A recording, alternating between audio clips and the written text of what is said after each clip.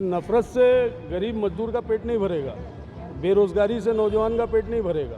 इन तमाम चीज़ों के खिलाफ, वो चाहे किसी धर्म और जात का हो, उन्होंने नफरत के खिलाफ वोट दिया है, बेरोजगारी के खिलाफ वोट दिया है, तानाशाही के खिलाफ वोट दिया। संविधान को बचाने की बात की और हमने उस दिशा के अंदर वोट डाला। इस बार का जो इलेक्शन था वो झूठ और सच्चाई पे था, और जो मुंबई में वोट दिया है उन्होंने झूठ के ऊपर चमाटा मारा है। और आप देखिएगा कि आने वाले 4 तारीख को वो चमाटे की आवाज़ बहुत ज़बरदस्त आने वाली है। सारा जिंदगी अच्छी करो, सस्ता करो, नहीं तो 1 रुपया लिए तो थैली भर बाजार आता था पहले। अब क्या है, 1000 रुपये लीजिए तो भी इतना आता है। जरा ये करो बस।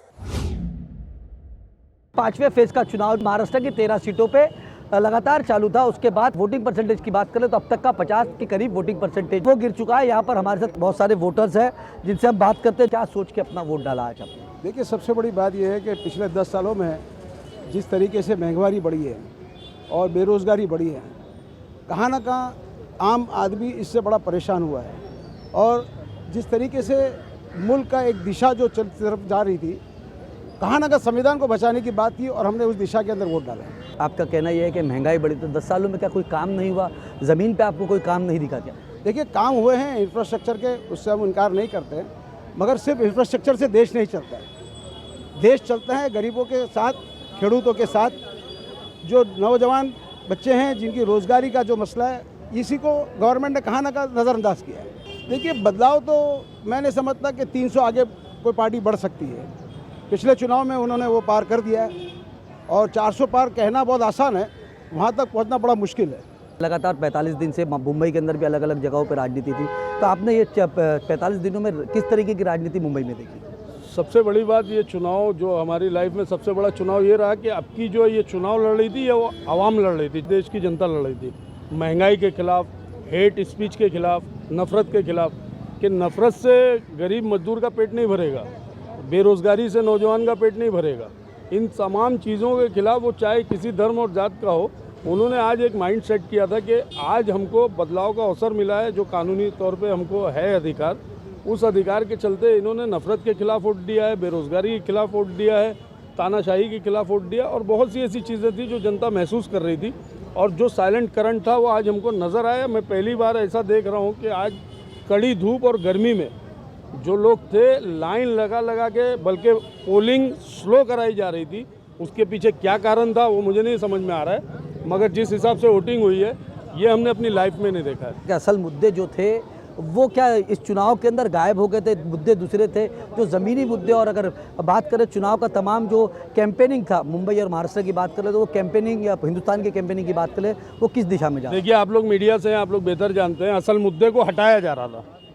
असल मुद्दे से हटा के धर्म की राजनीति, हिंदू मुसलमान वर्सेस ये सब चीज़ें की जा रही थी, मगर वो असरअंदाज नहीं हुई लोगों पे। और बहुत दावे के साथ मैं कह सकता हूँ कि पूरे देश में असरअंदाज नहीं हुई। अब आने वाली 4 जून को जनता ने क्या फैसला किया, किसके हक में फैसला किया, वो आपके सामने आएगा, हमारे सामने आएगा।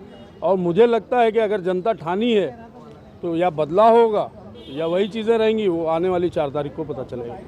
देखिए, इस बार का जो इलेक्शन था वो झूठ और सच्चाई पे था। सिर्फ ना ही रोजगार के ऊपर, ना ही गरीबी के ऊपर, ना ही कारोबार और एम्प्लॉयमेंट के ऊपर, ये झूठ और सच्चाई पे था। जो जनता आपको दिख रही है यहाँ पे, और जो मुंबई में वोट दिया है, उन्होंने झूठ के ऊपर चमाटा मारा है। और आप देखिएगा कि आने वाले 4 तारीख को वो चमाटे की आवाज़ बहुत ज़बरदस्त आने वाली है। 10 साल में काफ़ी ज़्यादा काम हुए, डेवलपमेंट को लेके, एम्प्लॉयमेंट को लेके, तमाम तरीके के बीजेपी दावे भी करती है। तो आपको क्या लगता है? देखिए, काम की तरह होता तो बेहतर था। उसे सिर्फ तानाशाही की तरह लोगों के ऊपर थोपा गया है। क्या उससे पहले की सरकारों ने काम नहीं किया है? क्या बहुत काम किया है, लेकिन उस वक्त की सरकारों ने आपस में ना इत्तेफाकी पैदा नहीं किया है, लोगों को डराया नहीं है। एक मोहब्बत में, एक भाईचारे में ये सरकारें चलती थी, और हिंदुस्तान की आवाम भी खुश रहती थी। आज कौन खुश है? चाहे वो रोड पे ठेला चलाने वाला हो या बड़े बड़े हमारे टेम्पू भेजने वाले लोग हो, मैं किसी का नाम लेना नहीं चाहूँगा, कोई खुश नहीं है। आप यकीन मानिए, आने वाली 4 तारीख के बाद ये खुशहाली वापस आ गई। अच्छा करो गरीबों को, देखो झोपड़पट्टिया में रहते हैं, जरा उनको रूमा बना के दो, सारा जिंदगी अच्छी करो, सस्ता करो। नहीं तो 1 रुपया लिए तो थैली भर बाजार आता था पहले, अब क्या है 1000 रुपये लीजिए तो भी इतना आता है। जरा ये करो बस। आप मोटे मोटे खाना नहीं, गरीबों को भी खिलाना, गरीबों का खून नहीं खाना, गरीबों को खिलाओ। तुम पार्टियाँ करेंगे, तुम ये करेंगे, अच्छा नहीं है, सही है गलत है। दुआ लेना गरीबों की, पहले गरीबों को करो तो अच्छा करेंगे, अल्लाह भी अच्छा करेंगे। पार्टी वाले आए और जीत के आए और सबका विकास करे और सबको देखे, गौर गरीब को भी देखे, सबको देखे, यही हमारी इच्छा है। मालिक सबको खुश रखे और हिंदुस्तान को राजी रखे और हमारे तरफ से सबकी जय जयकारियाँ होवे। हाँ, सत श्री अकाल, नमस्ते, अस्सलाम वालेकुम। हम वोट डालने के लिए आए थे, वोट डाला भी, सबके लिए डाला है। सब पूरा हिंदुस्तान में अच्छे रहना, अमन से रहना, सबका विकास होना, इसके लिए हमने भी वोट डाला और सब हिंदुस्तान के नागरिक ने वोट डाला है। गरीबों का सबका का रोजगार मिले, गरीबों को सबकी कर्जा, जो कर्जदार है उनके कर्जदार माफ़ हो जाए, यही हम लोग दुआ करते हैं। हम भी किन्नर समाज से आए, 6 number building lucky compound Byculla west में, हम सब किन्नर समाज से आए ले हैं। सबका विकास होना चाहिए, हमारी यही आशा है आप लोगों से।